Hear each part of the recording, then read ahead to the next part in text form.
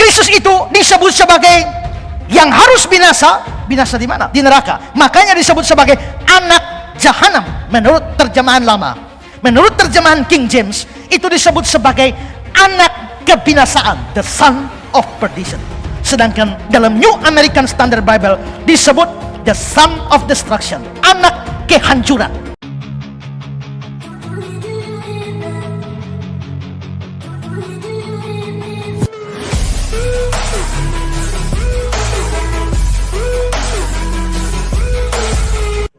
Shalom sahabat Evata Kebenaran. Senang sekali bisa bertemu kembali dengan sahabat di channel ini. Saya berterima kasih karena sahabat sudah mampir dan mengikuti channel ini sampai hari ini. Saya berdoa kiranya Tuhanlah yang membalas dan memberkati kita semua. Channel Evata Kebenaran membahas khusus tentang tanda akhir zaman atau peristiwa-peristiwa yang akan terjadi di akhir zaman. Dalam bahasa teologianya adalah eskatologi. Kita akan belajar tentang akhir zaman dari berbagai sumber. Semoga channel ini boleh memberkati kita semua. Tidak perlu berlama-lama lagi, mari kita langsung saja mendengarkan khotbah tentang akhir zaman dari hamba Tuhan yang luar biasa ini. Namun sebelumnya, mari kita bersatu di dalam doa. Bapa di sorga, kami siap dibekali oleh kebenaran firman tentang nubuatan, tentang tanda-tanda akhir zaman, hal-hal yang akan terjadi di masa depan. Berikanlah kami kemampuan agar kami dapat mengerti rencana Tuhan atas kehidupan kami dan dunia ini. Ajar kami Tuhan agar kami mempersiapkan diri menghadapi hari-hari yang akan datang ini. Kami siap diberkati oleh hamba-Mu ini. Berkatilah hamba-Mu ini, berkati pemberitaan firman Tuhan, berkati kami semua. Demi nama Yesus. Amin. Sekarang yang ketiga, sebutan-sebutan untuk antikristus. Nah, saudara, kalau saudara baca di Alkitab, kata antikristus itu tidak pernah muncul di dalam kitab lain selain dalam surat-surat Yohanes. Ya. Hanya Yohanes yang menyatakan istilah antikristus ini. Tapi itu tidak berarti bahwa di kitab lain tidak membicarakan antikristus ini. Kitab yang lain juga membicarakan sang antikristus itu, tapi dalam kata atau bahasa atau istilah yang lain. Ya, ada beberapa. Paulus misalnya menyebutnya sebagai manusia durhaka atau si pendurhaka. 2 Tesalonika 2, 3, 8, 9. Sebab sebelum hari itu harus datang dahulu murtad dan harus dinyatakan dahulu manusia durhaka. Ayat 8. Pada waktu itulah si pendurhaka baru menyatakan dirinya. Ayat 9. Kedatangan si pendurhaka adalah pekerjaan iblis. Jadi antikris ini disebut manusia durhaka, si pendurhaka. Nah, manusia durhaka itu apa?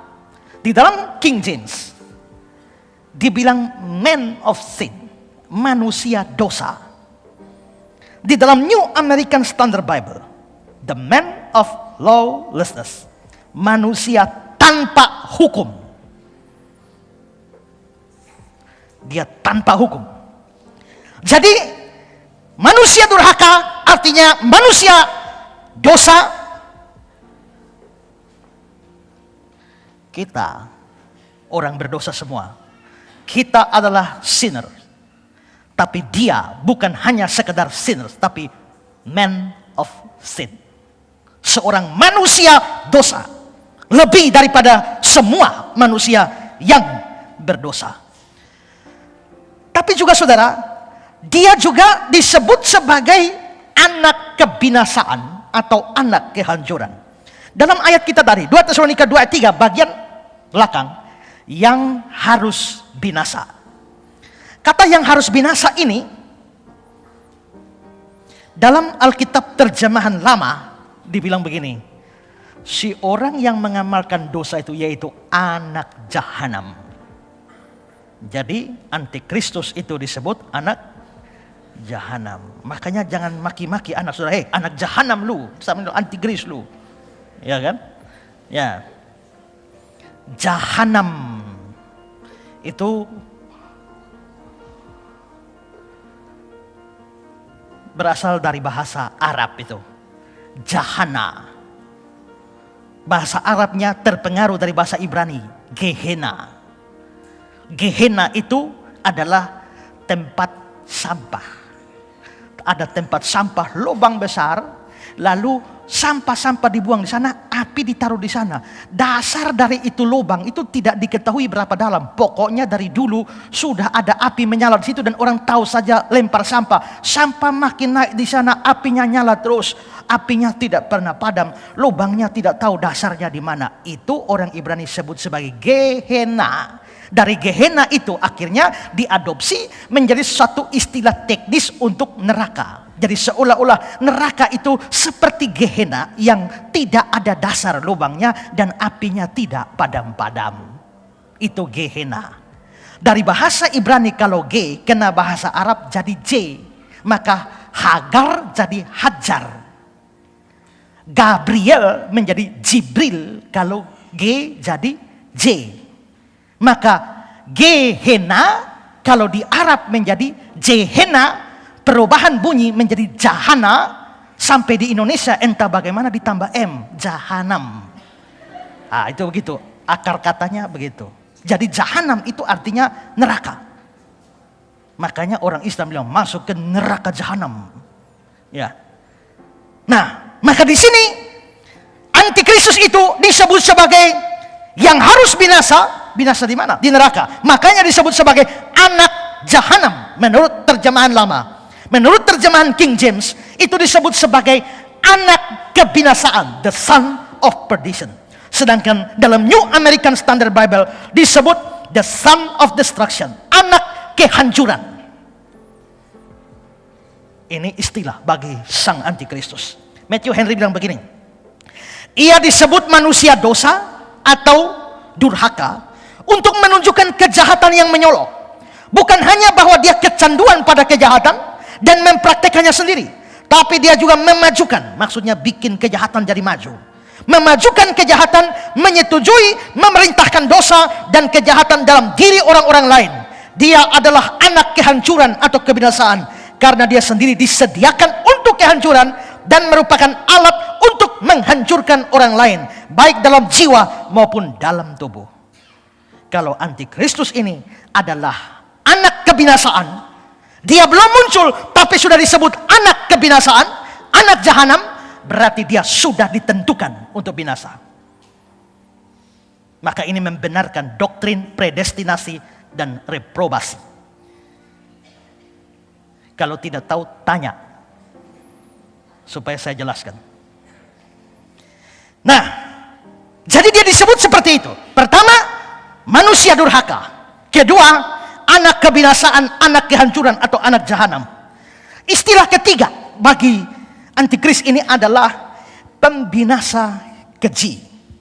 Ini muncul dalam Injil Matius. Matius 24 ayat 15. Jadi apabila kamu melihat pembinasa keji berdiri di tempat kudus, menurut firman yang disampaikan oleh Nabi Daniel, maka di sini Tuhan Yesus merujuk kepada Daniel. Nanti kita harus bahas Daniel. Kenapa? Karena Tuhan Yesus merujuk, ada nubuat di sana. Ya. Jadi apabila kamu melihat pembinasa keji berdiri di tempat kudus, menurut firman yang disampaikan Nabi Daniel, para pembaca hendaklah memperhatikannya. Pembinasa keji ini di Matius 24. Dan saya sudah jelaskan, Matius 24 itu berbicara ganda. Di satu sisi berbicara kehancuran Yerusalem, di sisi lain berbicara soal akhir zaman. Karena itu pembinasa keji yang akan muncul ini, itu bicara tentang sang antikristus yang akan muncul di akhir zaman. Tapi itu sudah dibicarakan oleh Nabi Daniel. Maka nanti kita harus melihat di dalam kitab Nabi Daniel itu ada pembinasa keji siapa yang ada di sana. Kita bahas pada seri berikutnya, ya. Tapi dia disebut sebagai manusia keji. istilah lain lagi untuk sang antikristus ini adalah dia disebut sebagai pendusta. 1 Yohanes 2 ayat 2. Siapakah pendusta itu? Bukankah dia yang menyangkal bahwa Yesus adalah Kristus? Dia itu adalah antikristus. Dia menyangkal baik Bapa maupun Anak. Siapakah pendusta itu? Dia adalah antikristus. Maka antikristus adalah pendusta. Di dalam kitab Daniel, dia disebut dalam sebuah penglihatan. Penglihatan Daniel. Dia muncul sebagai dalam suatu istilah simbolik. Daniel 7 ayat 8. Sementara aku memperhatikan tanduk-tanduk itu, tampak tumbuh di antaranya suatu tanduk lain yang kecil. Sehingga 3 dari tanduk-tanduk yang dahulu tercabut. Pada tanduk itu nampak ada mata seperti mata manusia dan mulut yang menyombong. Tanduk kecil ini antikristus. Kita bahas nanti. Tapi dia disebut sebagai tanduk. Lalu dalam kitab Wahyu, dia disebut dengan bahasa simbolik binatang. Lalu aku melihat seekor binatang keluar dari dalam laut, bertanduk 10, berkepala 7. Di atas tanduk-tanduknya terdapat 10 mahkota, dan pada kepalanya tertulis nama-nama huyat. Aku melihat seekor binatang keluar dari dalam laut, bertanduk 10, kepala 7. Bisakah saudara membayangkannya? Nanti kita bahas ini juga. Ya, ini memang menarik sekaligus memusingkan kita. Tapi kita harus menghadapinya untuk mengetahuinya. Maka di sini kita bisa lihat istilah antikristus. Kata antikristus hanya dipergunakan Rasul Yohanes dalam surat-suratnya. Tapi antikristus itu dibicarakan juga oleh kitab-kitab atau tokoh Alkitab yang lain dengan istilah-istilah yang berbeda yang hanya menunjukkan karakteristik dari sang antikristus itu. Ini nanti pembahasan makin lama makin berat. Karena makin berat, kalau sudah berat tidak boleh panjang. Jadi karena makin berat, khotbah saya makin pendek. Ya, karena kalau beratnya sudah berat lagi, panjang lagi, susah kita. Ya, lebih baik sedikit-sedikit tapi masuk ketimbang banyak tapi tidak masuk. Jadi hari ini saya khotbah pendek saja. Sekarang yang keempat. Terima kasih sahabat sudah mendengarkan khotbah tentang akhir zaman. Saya yakin dan percaya kita semakin bertambah hikmat dan bertambah referensi tentang akhir zaman. Channel ini dibuat secara sadar untuk mengumpulkan pembahasan tentang akhir zaman, nubuatan tentang akhir zaman, agar kita punya satu channel membahas khusus tentang kejadian-kejadian di akhir zaman. Para pembicaranya juga dari berbagai interdominasi, baik dari Protestan, Karismatik, Katolik, dan berbagai pendeta di seluruh Indonesia, tentunya yang membahas tentang akhir zaman.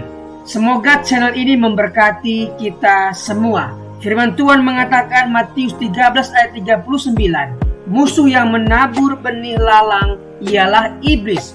Waktu menuai ialah akhir zaman, dan para penuai itu malaikat.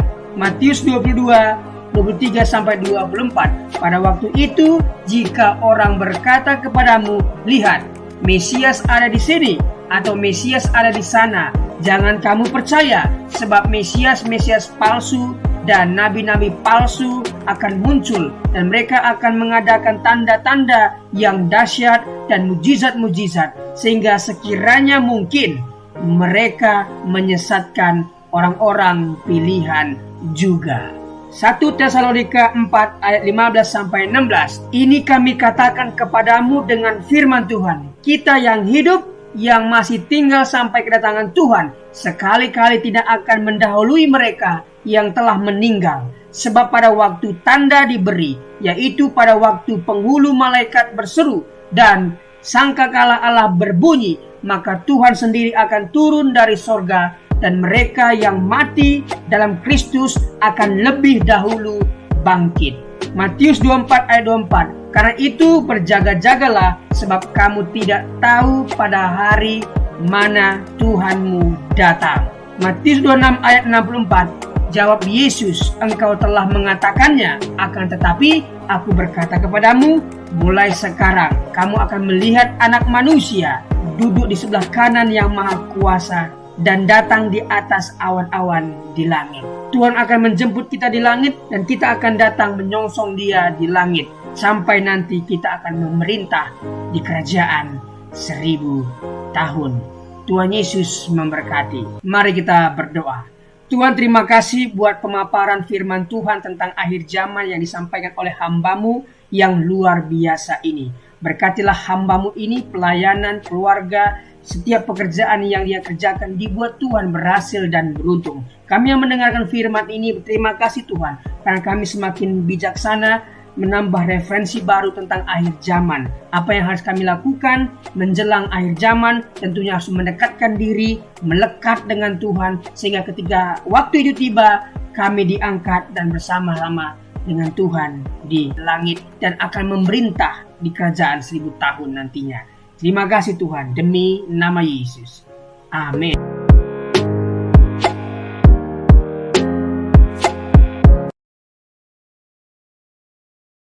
Nơi nào nấu cho mình tắt lỗ để bơi sầy, bù phá y chẳng mày dầu nhá, bù phá tê cháu trong say liều tê lưng tàu, in nào nè tê cháu xin cồn, tê cháu xin nè cho mình nói xin bay, bài đi, tròi đi, dẫn đi, quay à mày tu xin nào, muốn tới lịch xa tán, tê nè cháu ngạo, mày mòn chui bù phá ao tê đọc lên nào, tê cháu khai sĩ sẽ coi cha xin nào mà bài đi. Bây giờ cho mình trả xin nêu bên ngoài với bài sa tan nhà bù phá cho mình không hay nào. Như vậy mình đi luôn tàu thằng này bây giờ đi tập sa tan và trả xin vào cái một bù phá bay cho bên phần âm bay tối lầu càng thì pay mà thằng pay mặt bây ăn xây ra cái lò miền phần play mà ní cho chơi miền bù phá cháu bù phá ní đi dùng chọc vần mà cháu ăn xây ra cái lầuวันใดจัดเตจะอยู่ไหนเตเจ้าเพียนำมากูต้องใส่ตูต้องใส่แต่ไปจะใจเหม็นเตเจ้าเหลว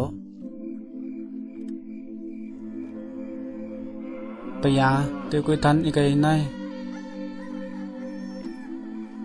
เตจะไอ้หญิงเตมันเจ้ากันผู้ชายแนวกันไม่ยังแนวเตเจ้ากันมานี่จะเจอกันไปป่ายเตcô cần phải lấy phải cô nên xây giá cái bây giờ bù phá tới cho cháu ăn xuân neo cần nhậu cái xây mà cho mày qua yêu tiền cha ăn xuân cái này mày cô mà nè mình ban này lại bù phá cho sang cần giá cô mà cái mình dân kia nào mà ngày tôi này kinh tôi này cho ngày thay bây giờ in đâu cần mà bù phá hô si trong xây cần quay mấyวันnè, tu pay tu satani pada kang ni, tuจะเขานั่งเรามาไปลกกันหยาปุฝาติดลาแบบตัวนี้กินหยาซ้อมตอนตัวกันโซ่ติมาตัวนี้กินหนาวไปยากันจะต้องไปกลางกินน้ำมันลงไปกินลงไปจะไม่ฝามละnhư vậy bố phá càng bố giá xói cần lòng mình thái đi vào nè bây giờ cần lòng mình phạm cho bố phá khát tuấn đấy như vậy bố phá mình đã phạm nó mình xói cần lòng mình phạm xói miếu con căn này nào xói cho khát tuấn bay tổng nhà bạn nón phe với căn sung thu phe có bên này nó bây giờ quay cần lòng mình bố phá chảo màยิงผู้ฝ่ายเอานางเหล่านี้กันจูนำทางเบ็ดทายาในกันฝ่าไป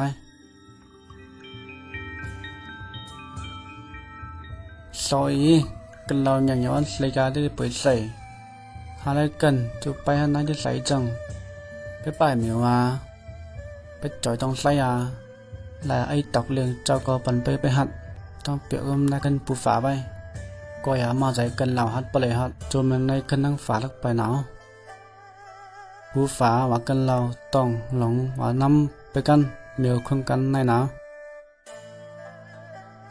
ก็อย่าผู้ฝานี้ได้ยันใจหันนิ้นกันยังไงกันเราเหม็นไอ้หญิงได้มาเจ้าเปียได้จะให้อีหลอกตอกเต้เยซูร้อนใส่ยาไกมาเจ้าฝามกันเราไปยาอีเตกันเราเจ้าไม่ไงงงยินไว้เยซูเรามาฮัดข้าลอยกันเราเยซูไว้เลี้ยวนะเจ้าฝามกันเราเจ้าไงท้ายเอาสีสุจานี้เอาหลุดได้มาสาวฝามกันเราไป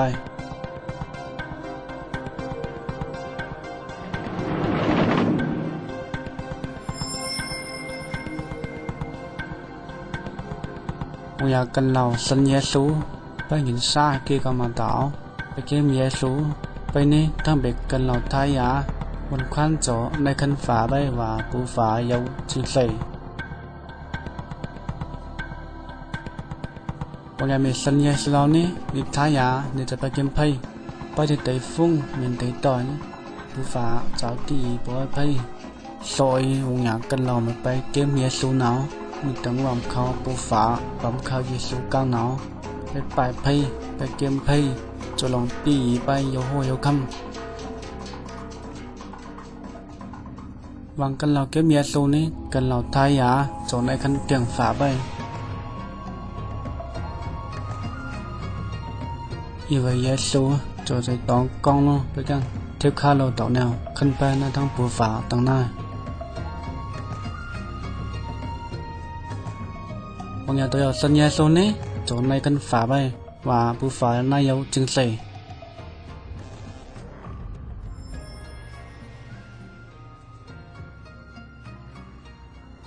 Terima kasih sudah melihat video pendek tentang rencana Allah untuk kehidupan manusia.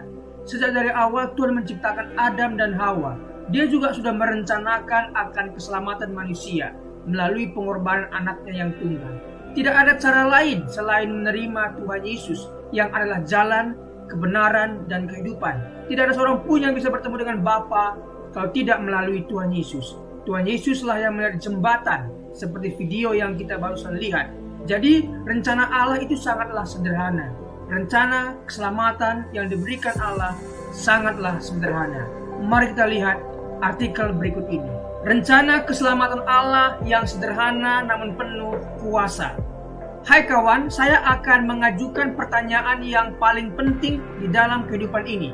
Kebahagiaan dan kesusahan Anda di masa akan datang bergantung pada jawaban Anda. Pertanyaannya adalah, apakah Anda sudah diselamatkan? Ini bukan pertanyaan tentang perbuatan baik Anda, bukan juga apakah Anda anggota gereja, tetapi apakah Anda sudah diselamatkan?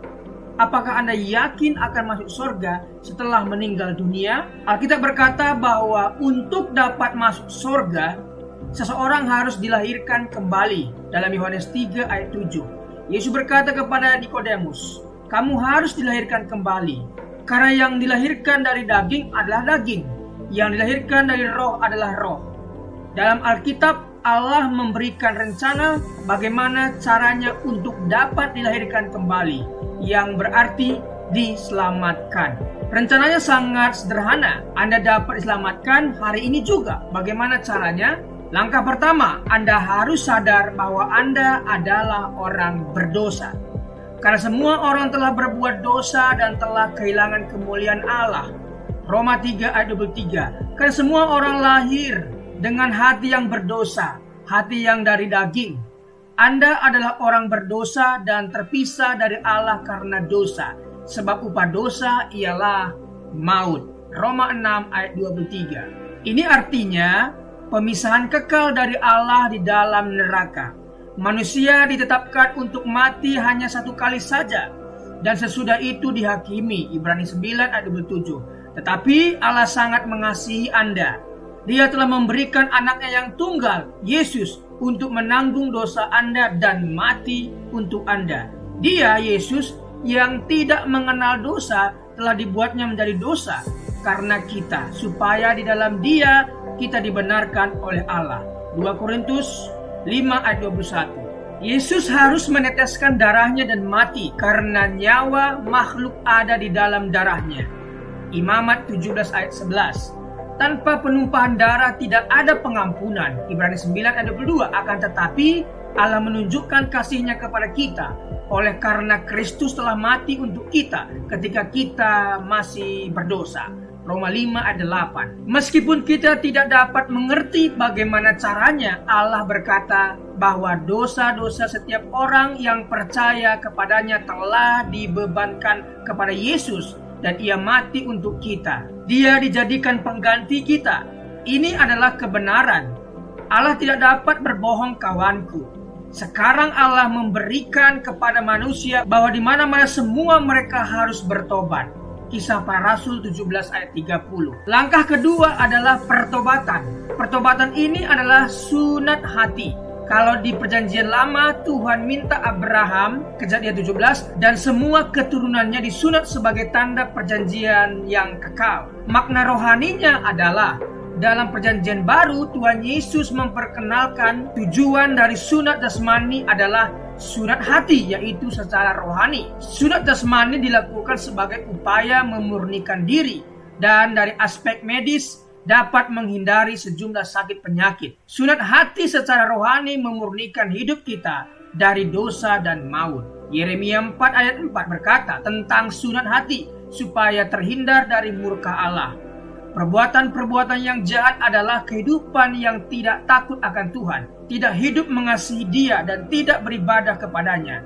Sunat hati berarti bertobat dari kehidupan yang jahat dan menaati Tuhan.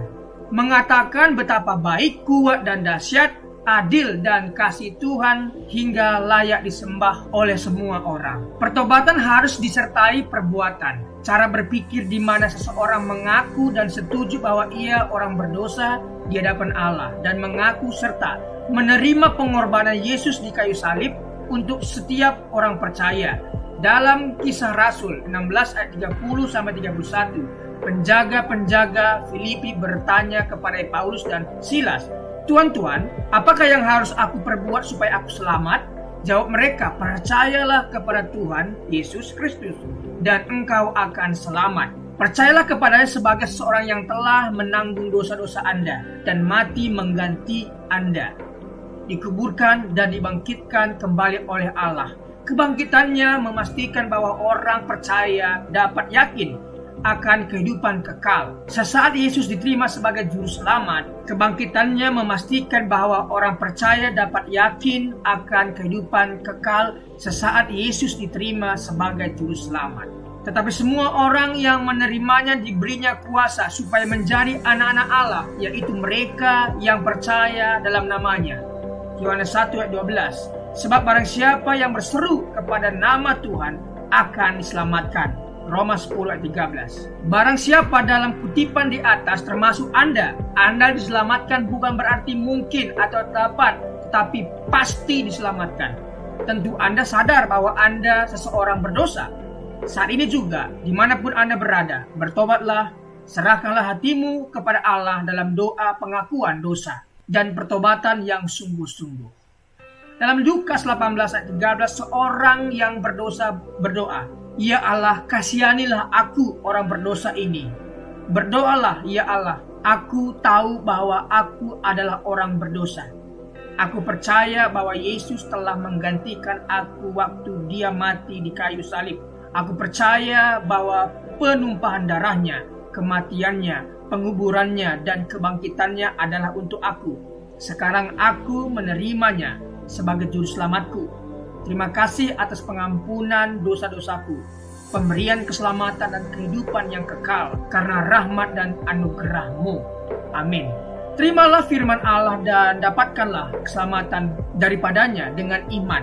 Percaya, maka Anda akan diselamatkan. Secara lahiriah mungkin kita kelihatan pergi ke gereja, membaca Alkitab, namun jika hati kita masih tinggal dalam kegelapan, dilimputi ketakutan, kebimbangan, kepentingan diri sendiri, dan memaksakan kehendak sendiri, kita harus mempersembahkan hati kepada Tuhan sebagai persembahan yang terbaik. Bukan gereja, perkumpulan ataupun perbuatan-perbuatan amal ibadah yang menyelamatkan Anda. Ingatlah, hanya hati yang diserahkan kepada Allah yang dapat disucikan dan diselamatkan. Rencana keselamatan Allah yang sederhana adalah Anda orang berdosa. Apabila Anda tidak percaya dalam Yesus yang telah mati menggantikan Anda, pasti Anda akan tinggal untuk selama-lamanya di dalam dosa dan maut. Jika Anda percaya kepadanya sebagai juru selamat yang telah disalibkan, dikuburkan, serta dibangkitkan, Anda menerima pengampunan atas segala dosa dan karunia keselamatan kekal karena iman. Anda mungkin berkata, tidak mungkin semudah itu. Ini sesuai Alkitab. Ini adalah rencana Allah. Hai kawan, percayalah pada Yesus dan terimalah Dia sebagai juru selamatmu hari ini juga. Kalau rencananya masih belum jelas bagi Anda, bacalah tulisan ini berulang-ulang tanpa berhenti sampai Anda mengerti jiwa Anda lebih berharga daripada seisi dunia ini. Apa gunanya seseorang memperoleh seluruh dunia tetapi ia kehilangan nyawanya? Markus 8 ayat 36. Marilah serahkan hatimu kepada Tuhan sebagai persembahan yang hidup, kudus dan sukarela. Anda harus benar-benar pasti akan keselamatan pribadi ini. Apabila Anda kehilangan jiwa, Anda akan kehilangan surga dan kehilangan segala-galanya. Percayalah dan biarkanlah Allah selamatkan Anda saat ini juga. Kuasa dan kasih Allah akan selamatkan Anda. Tetapkan hati Anda dan perubahan cara pandang memungkinkan Anda untuk hidup sebagai orang Kristen yang selalu menang atas pencobaan. Pencobaan-pencobaan yang kamu alami ialah pencobaan-pencobaan biasa yang tidak melebihi kekuatan manusia, sebab Allah setia dan karena itu Ia tidak akan membiarkan kamu dicobai melampaui kekuatanmu. Pada waktu kamu dicobai, Ia akan memberikan kepadamu jalan keluar sehingga kamu dapat menanggungnya. 1 Korintus 10 ayat 13. Jangan bergantung pada perasaan Anda. Perasaan itu selalu berubah. Berdirilah pada janji-janji Allah. Janji-janji Allah tidak pernah berubah. Setelah Anda selamat, ada 3 hal yang perlu dilakukan setiap hari untuk pertumbuhan iman. Berdoa, berbicara kepada Allah, baca Alkitab, biarkanlah Allah berbicara kepada Anda, dan Anda berbicara bagi Allah. Dan perlu dibaptis air sesuai ketaatan Anda pada Tuhan Yesus Kristus sebagai kesaksian dan demonstrasi imanmu. Dan kemudian bergabung secepatnya dengan gereja yang mengajarkan Alkitab sebagai firman Allah. Jadi janganlah malu bersaksi tentang Tuhan kita. 2 Timotius 1 ayat 8. Setiap orang yang mengakui aku di depan manusia, aku juga akan mengakuinya di depan Bapakku yang di sorga. Matius 10 ayat 32. Amin.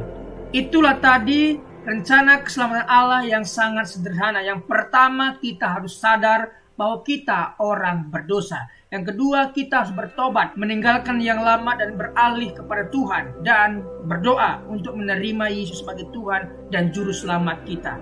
Dan setelah melakukan ini, ada 3 hal lagi yang kita harus lakukan, yaitu berdoa, berbicara kepada Tuhan, apa yang menjadi pergumulan kita. Yang kedua, baca firman, mendengarkan Tuhan berbicara lewat firman kepada kita. Kemudian kita berbicara kepada Tuhan. Yang ketiga adalah bersaksi.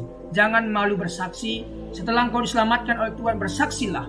Saksikan imanmu kepada semua orang. Siapa yang malu mengakui Tuhan Yesus di depan umum, maka Yesus pun akan malu mengakuimu di depan Bapa. Jadi saksikan kuasa keselamatan yang Tuhan berikan kepadamu. Terima kasih. Tuhan Yesus memberkati.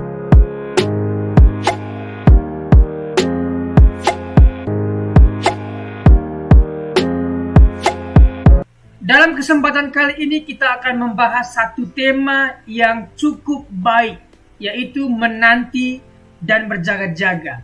Bagaimana sikap orang percaya ketika menanti dan berjaga-jaga akan kedatangan Tuhan yang kedua kali. Mari kita baca Lukas 21 ayat 25 sampai 36. Saya percaya kita sudah membacanya. Oleh karena itu, mari kita lanjutkan. Apa yang seseorang biasa lakukan ketika menunggu?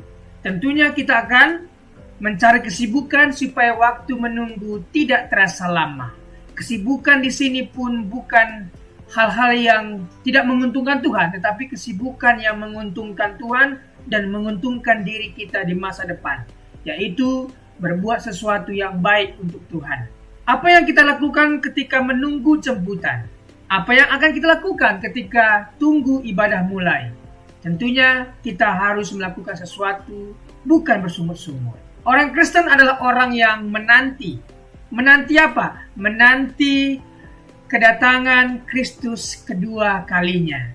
Orang yang setia sampai akhir dan tidak murtad dan menunggu kedatangan Tuhan yang kedua kalinya, Tuhan sudah sediakan yang namanya mahkota bagi mereka yang menantikan kedatangan Tuhan kedua kalinya. Kedatangan Kristus akan segera terjadi. Artinya pasti akan terjadi. Jadi, mari kita lihat Matius 24 ayat 19 dan Wahyu 1 ayat 1. Matius 24, segera sesudah siksaan pada masa itu, matahari akan menjadi gelap dan bulan tidak bercahaya, dan bintang-bintang akan berjatuhan dari langit dan kuasa-kuasa langit akan goncang. Apa kata segera di situ? Kita akan dalami.